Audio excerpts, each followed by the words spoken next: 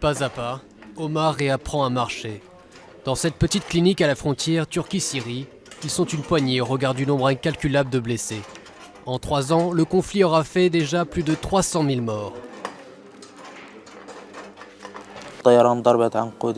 L'avion a bombardé notre maison. Il a blessé ma sœur et moi. Elle est morte plus tard, j'ai été blessé aux jambes. Vous savez, j'ai l'impression d'avoir tout perdu.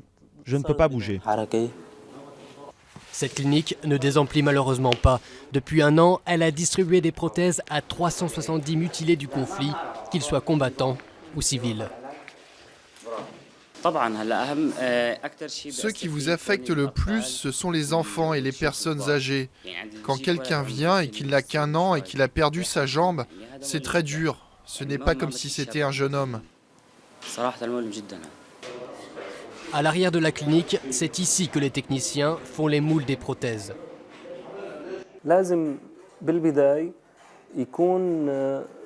Tout d'abord, ils doivent attendre des mois après leur dernière opération afin que l'endroit autour de la blessure soit complètement cicatrisé, afin que ce ne soit pas douloureux.